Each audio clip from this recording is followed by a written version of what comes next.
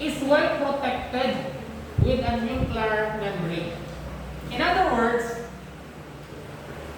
VIP, si DNA in the genetic material is considered as VIP because it has its own room.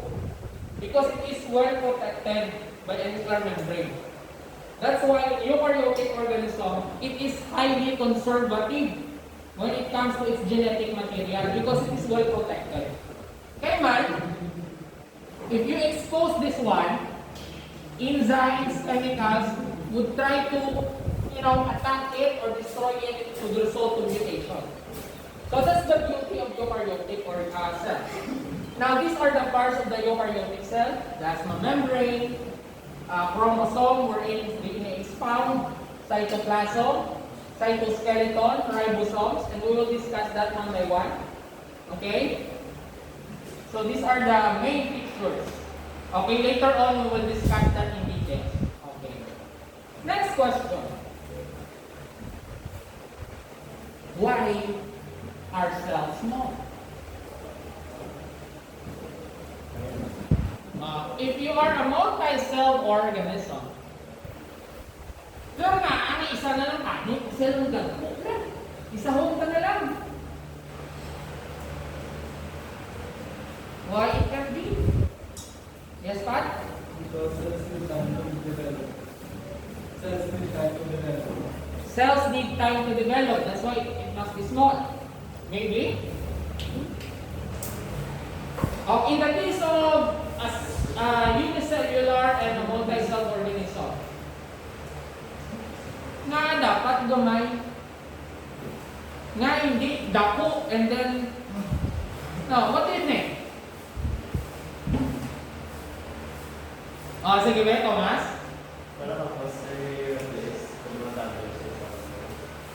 You're talking about the multicellular organism. Okay, correct. Kung ikaw, napatay ang iyong mga cell dito sa dulonggan, the entire organism will not die. Only that part. And it can be replaced. Possible, that's correct. Consider to be a bacteria. Not a single multi-cell organism. Why it must have to be small? Why? Yes?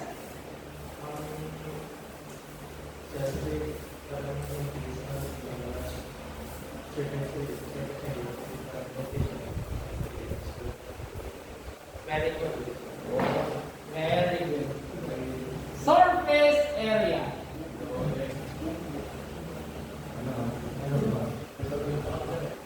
Surface area. Okay. Ikaw na? Okay. Take note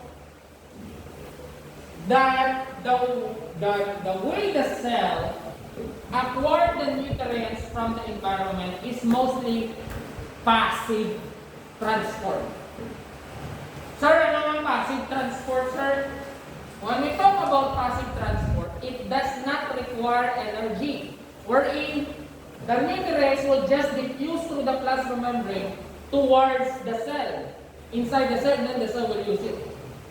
Passive transport. Now, you imagine, if this is the cell 1 or cell A, this is cell B.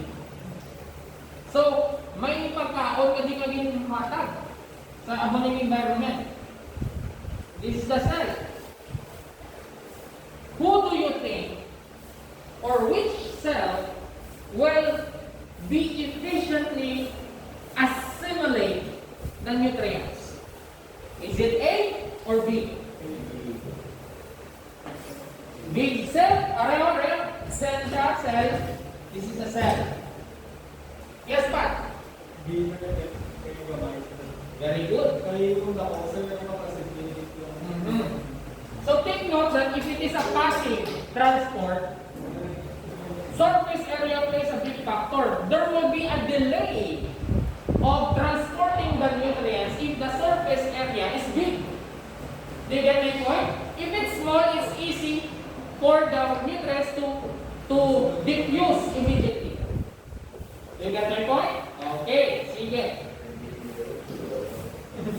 So, this one, how do cells acquire nutrients from the environment? This is in relation to the question, how come the cell must be small? Okay? Okay, through the process of diffusion. Okay? Because, you know, if this is the plasma membrane, this is the cell, this is where the nutrients diffuse. Umaga doon nagalusot. Okay? So you imagine if the surface area is big, like for example, si Hans niya, ang lakto ni Hans sa hindi pa kagtuda. Ano na hindi pa kagtuda? Si John niya, kagtuto sa Lilo Capitol. Who will arrive first? Okay, that's the analogy. That's why it is important for the cells to be small in order to diffusion of the nutrients to be easily transported. Kaya man, if there will be a delay, imagine if you are a multi-cell organism and the cell is so big. Okay, and then because we multi-cell organism requires a lot of energy, very demanding. Okay, so you imagine nagadalagan ka pa lang ang nutrients of energy, nagpapakagto pa lang, what do you think will happen to you? You will either collapse or you will not be performing well. Do you get my point? Okay, sige. So, what is the process that takes place in the plasma membrane to transport nutrients inside the cell? We call it as diffusion. Diffuse. When I say diffuse, that's the movement of the substance or particles outside of the cell and pass through its membrane, semi-permeable membrane. So, and diffusion is only efficient in a small scale distance or small surface area. So that's why cell must be small. Okay, question? Question? Okay, so what is diffusion? Diffusion, the net movement of particles from area of high concentration to area of low concentration. So there's a concentration gradient.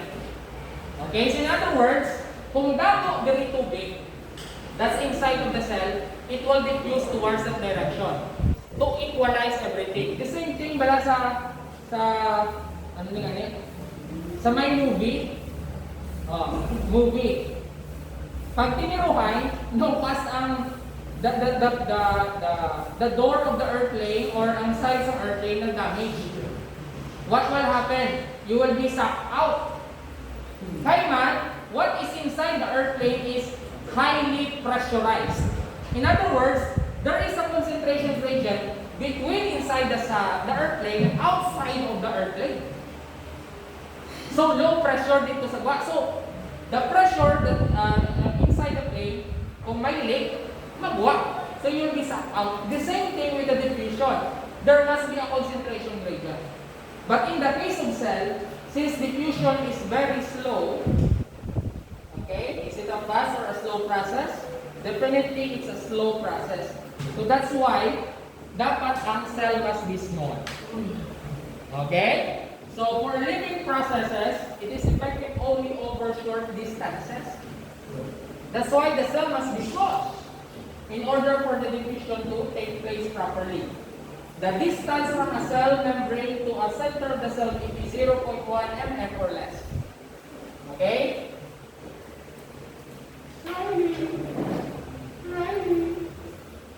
Ayos lang. Hindi ko recorded May mag-upload sa YouTube. Ayan o. Okay, so diffusion is rapid enough to keep a cell supplied with oxygen and food. That's why it must be small. I hope you get my point. So what type